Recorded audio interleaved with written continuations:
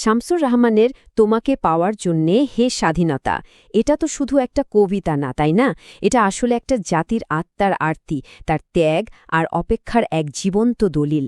আজকের এই আলোচনায় আমরা কবিতার গভীরে ডুব দেব আর দেখব কিভাবে কবি কেবল শব্দ দিয়ে স্বাধীনতার জন্য বাঙালির রক্তক্ষয়ী সংগ্রামের এক আবেগময় জীবন্ত ছবি এঁকেছেন। চলুন একসাথে এই কবিতার ভেতরটা ঘুরে আসা যাক। তো আমাদের এই আলোচনাটা আমরা ৫টা ধাপে সাজিয়েছি। আমাদের যাত্রা শুরু হবে একটা বুক কাঁপানো প্রশ্ন দিয়ে, তারপর আমরা দেখব চারপাশের ধ্বংসের ছবি, এরপর জানব ত্যাগের কিছু ব্যক্তিগত গল্প, দেখা করব অপেক্ষারত জনতার সাথে, আর সবশেষে শুনব স্বাধীনতার সেই আগমনী ধ্বনি। ভাবুন একবার, কবিতাটা কিন্তু কোনো সুন্দর বর্ণনা দিয়ে শুরু হচ্ছে না, শুরুই হচ্ছে সরাসরি একটা প্রশ্ন দিয়ে। আর এই প্রশ্নটাই যেন পুরো কবিতাটার সুরটা ঠিক করে দেয়, আমাদের ভাবতে বাধ্য করে যে স্বাধীনতার আসল দামটা কি। কবি কিন্তু শুরুতেই আমাদের একেবারে একটা কঠিন বাস্তবতার সামনে এনে দাঁড় করালেন। স্বাধীনতা পেতে যে কি বিশাল মূল্য দিতে হয়েছে সেটা বোঝাতে তিনি রক্তগঙ্গা আর খাণ্ডব দাহনের মতো শব্দ ব্যবহার করেছেন।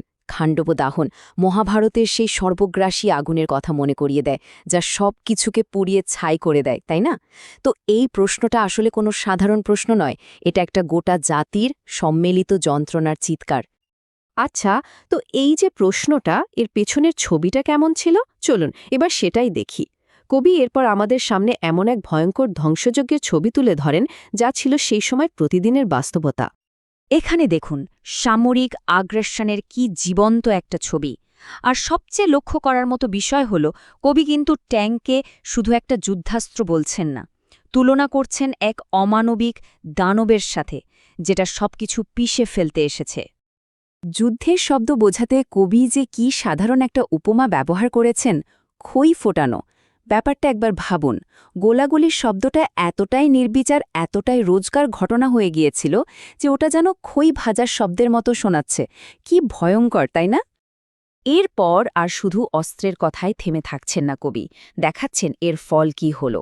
একটা দুটো বাড়ি না, একটা দুটো মানুষও না, একেবারে গ্রামের পর গ্রাম পুড়ে ছাই হয়ে যাচ্ছে। এই একটা লাইনই বলে দেয় যে ধ্বংসের মাত্রাটা কতটা ব্যাপক ছিল। আর এই ছবিটা, এটা তো অবিশ্বাস্য রকম কষ্ট দেয়। মানে এই ধ্বংসযজ্ঞ শুধু মানুষকে নয়, পশুপাখিদেরও ছাড়েনি। একটা কুকুর তার প্রভুর বাড়ির ধ্বংসস্তূপের উপর দাঁড়িয়ে কাঁদছে।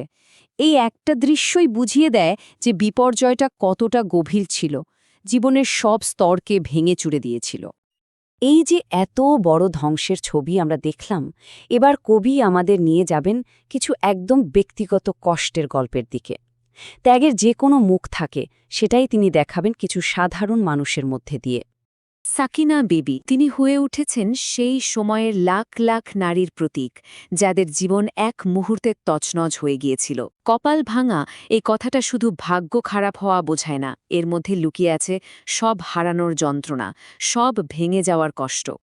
এই লাইনটার সাংস্কৃতিক গভীরতাটা একবার ভাবুন। হরিদাসীর সিথির সিঁদুর মুছে যাওয়া, এটা শুধু একজন নারীর ব্যক্তিগত শোকের কথা বলে না, এটা একটা পুরো সংস্কৃতির উপর আঘাতের কথা বলে। এই একটা লাইনেই প্রিয়জন হারানোর হাহাকারটা যেন মূর্ত হয়ে ওঠে। আমার মনে হয় পুরো কবিতার সবচেয়ে মর্মান্তিক ছবিগুলোর একটা এটা। এই দৃশ্যটা যুদ্ধের নিষ্ঠুরতাকে একেবারে তার আসল রূপে আমাদের সামনে এনে দাঁড় করায়। একটা অবুঝ শিশু, যে হয়তো কিছুই বোঝে না, সে হামাগুড়ি দিচ্ছে তার মৃত বাবা মায়ের লাশের ওপর। এর চেয়ে ভয়ঙ্কর আর কি হতে পারে বলুন? এত ধ্বংস, এত হারানোর গল্প, মনে হতে পারে সব বুঝি শেষ। কিন্তু না, এখানেই কবিতাটা মোড় নেয়। কবি এই যন্ত্রণার মধ্যে থেকেই আশার জন্ম দিচ্ছেন। এবার আমরা দেখব সেই মানুষগুলোকে যারা সব হারিয়েও স্বাধীনতার জন্য অধীর আগ্রহে অপেক্ষা করে আছে। এই যে তালিকাটা দেখছেন, এটা কিন্তু শুধু কয়েকটা নাম বা পরিচয় নয়, এটা আসলে গোটা বাংলাদেশের একটা ছবি। একেবারে বয়স্ক মানুষ থেকে শুরু করে বিধবা, অনাথ, আবার কৃষক, জেলে, মাঝি, রিকশাওয়ালা, সমাজের সবাই সবাই এক হয়ে অপেক্ষা করছে। তাদের এই সম্মিলিত অপেক্ষাই তো ছিল আসল শক্তি। আর এই সবার শেষে আসছেন সেই তেজি তরুণ। এই চরিত্রটাই কিন্তু কবিতার মোড় ঘুরিয়ে দেয়। সে আর চুপ করে বসে থাকা দর্শক না, সে নিজেই পরিবর্তন আনবে। তার পায়ের চাপে একটি নতুন পৃথিবীর জন্ম হবে, এই কথাটার মধ্যেই তো বিপ্লবের আসল সুরটা বেজে উঠছে। তো এবার আমরা কবিতার একদম শেষ পর্বে চলে এসেছি। এখানে মানুষের সেই দীর্ঘ অপেক্ষাটা আরতি থেকে একটা অদম্য দাবিতে পরিণত হচ্ছে। স্বাধীনতা এখন আর আসবে কি আসবে না সেই প্রশ্ন নেই, স্বাধীনতাকে আসতেই হবে। দেখুন, সংগ্রামটা কিন্তু আর শুধু বাংলার মধ্যে আটকে নেই, এটা এখন সারা পৃথিবীতে ছড়িয়ে পড়েছে। জ্বলন্ত ঘোষণার ধ্বনি প্রতিধ্বনি, এই কথার মানে হল স্বাধীনতার এই ডাকটা এখন একটা বিশ্বজনীন রূপ পেয়েছে, যেটাকে আর চাপা দেওয়া সম্ভব না।